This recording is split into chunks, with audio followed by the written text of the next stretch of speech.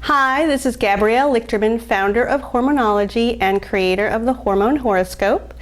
Today's video is part of a series that talks a little bit more about me. As hormonology has grown in popularity, more people want to know about the person behind it. I don't blame them, so I created a few videos that talks about where I came from, what my inspiration is, what my background is, just to give you a little bit more information about who I am.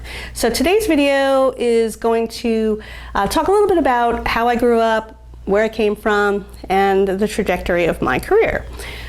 So we have to go all the way back to the beginning. I was born in 1970 in a small suburban town, Deer Park, which is on Long Island in New York. There's not much to say about Deer Park. Its one claim to fame is that comedian Rodney Dangerfield once lived there. I went to college in Binghamton University, which is in upstate New York, and as soon as I left college, I came down to New York City.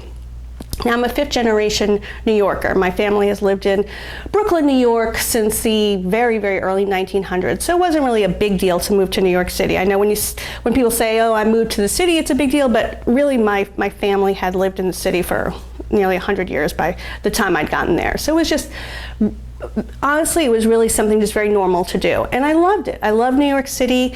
It's a great place to start a career, especially back in the 90s when there was less telecommuting. So when I was in New York City, I started my career by getting a few editorial positions. I was managing editor, entertainment editor, associate editor. I was editor of WebMD's health newsletters, and I enjoyed that. But I soon found that I really had a passion for writing more than editing. And I specifically really enjoyed writing about health, women's health, and covering breaking news studies about sleep and helping your, feeling happier, and things that are proven to just improve your life. New research that wasn't being covered, especially. I really love delving into the journals and interviewing the researchers and finding out about things that really just wasn't making it into the regular media.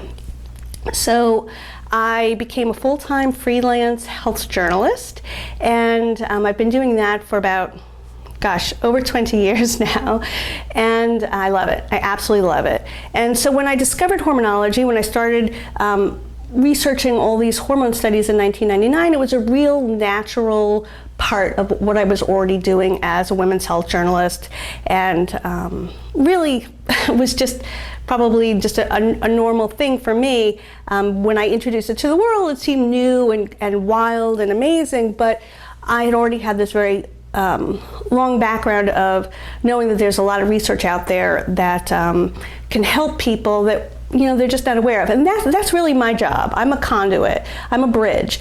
I find this great research and I interview these wonderful researchers, and then I bring their research to light in a way that people can understand, in normal language and in ways they can easily implement, often immediately, into their lives. And that's what I love about my job.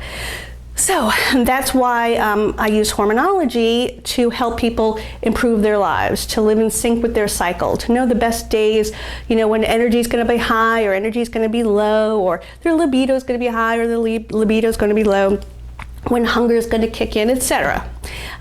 Because it's practical know-how and you can use it immediately. So aside from my career, my professional life, who am I?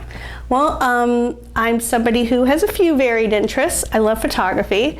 I'm often seen around town carrying my camera because I do love taking photos. I am developing, because I don't have enough on my plate, I'm with my husband, Douglas, I'm developing a suite of card games, I guess, cards that provoke, that are designed to stimulate deeper conversation.